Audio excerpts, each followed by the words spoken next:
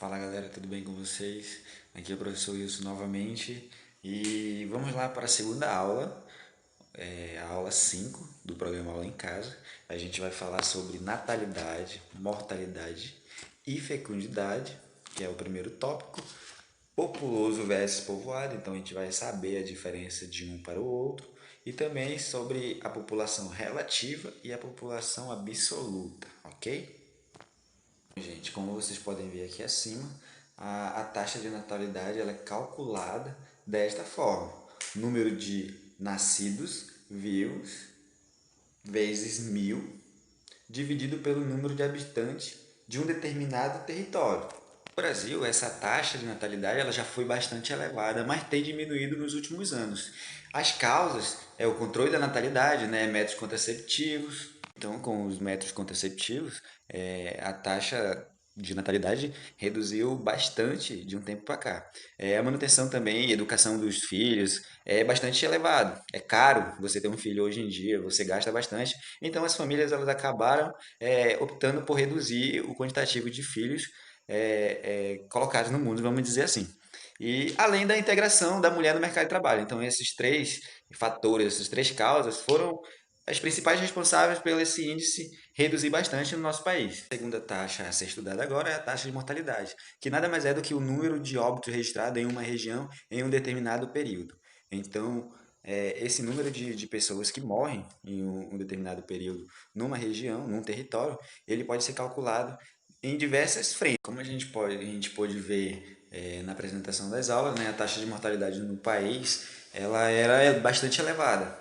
Só que de um tempo para cá ele vem caindo, até porque vem melhorando bastante o saneamento básico, melhoria na área da saúde, medidas de higiene, campanha de vacinação. Então tudo isso tem contribuído para essa taxa vir diminuir. Vamos lá dar continuação. A última taxa é a taxa de fecundidade. Não esqueçam, é diferente de natalidade. Fecundidade nada mais é do que o número médio de filhos por mulheres que estão no período reprodutivo. A gente pode ver aqui acima a taxa de fecundidade no Brasil. Em 1940, podem ver aí, em 1940, as mulheres tinham em média no Brasil 6,16 filhos. Eu acho que vocês lembram aí, o avô de vocês, a avó de vocês, tinha uma família bem grande. Antigamente as pessoas, as famílias eram bem maiores.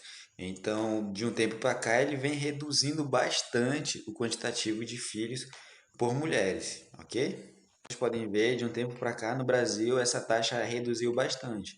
Então, atualmente, ela está entre 1,90, no máximo, 2 filhos por mulheres, ok, gente? Esse índice ele é semelhante de países desenvolvidos.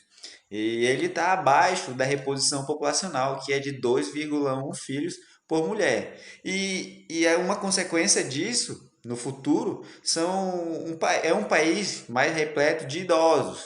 Então, com poucos jovens na idade produtiva, o sistema previdenciário ele vai acabar se sobrecarregando. Então, com o aumento da expectativa de vida, muito mais idosos e poucos jovens, justamente pela taxa de fecundidade. Chegamos ao fim desse primeiro bloco. Então, só para finalizar, houve um grande efeito combinado da redução de níveis de fecundidade e natalidade e do aumento da expectativa de vida. Atenção nessa frase, ok, gente? Então, essa é a primeira frase que vocês devem colocar aqui na cabeça.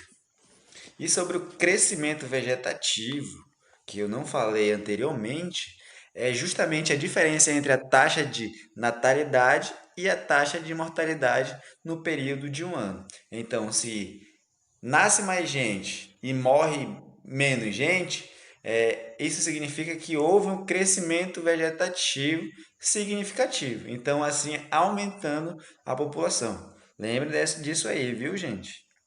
Não esqueça, guardem bem. Agora é hora de a gente saber a diferença entre populoso e povoado. Sim, isso mesmo que vocês estão ouvindo. Não é a mesma coisa. O populoso é o conceito que se refere à população total, absoluta, de um determinado lugar, ou seja, o número de habitantes.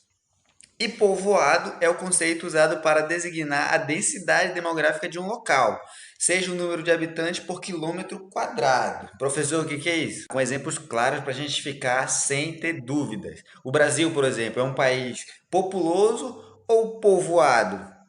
Primeira opção, populoso. Você percebe que ele é um país grande e também tem muita gente, assim como China, Índia, mas a densidade demográfica ela não é tão grande. Então, o Brasil é um país irregularmente distribuído no território. Ah, professor, mas tem cidades muito grandes aqui no Brasil.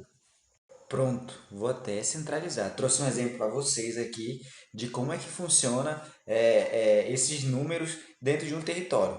Gente, aqui na opção A, a população é igual a 20 pessoas. O Brasil poderia se encaixar muito bem nessa população A aí, gente, que é igual a 20 pessoas.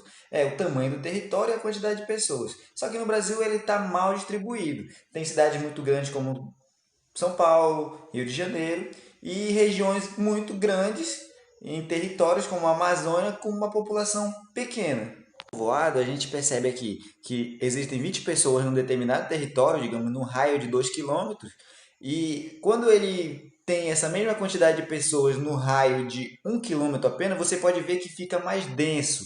Parece que está mais próximo uma pessoa do outro. Então, esse é o povoado. Então, países como Singapura, Japão, são países povoados.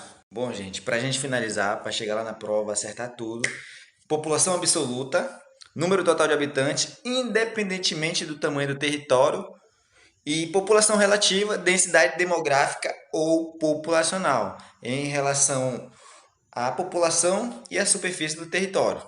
Resumindo, população absoluta é o número geral, total, independentemente do tamanho do território. E população relativa é é a média de habitantes que ocupa um determinado território. Gente, por exemplo, bem claro, é o Amazonas. Por exemplo, o Amazonas ele tem uma densidade demográfica, que é em relação à população relativa, bem pequena. Por exemplo, 8 pessoas por quilômetro quadrado.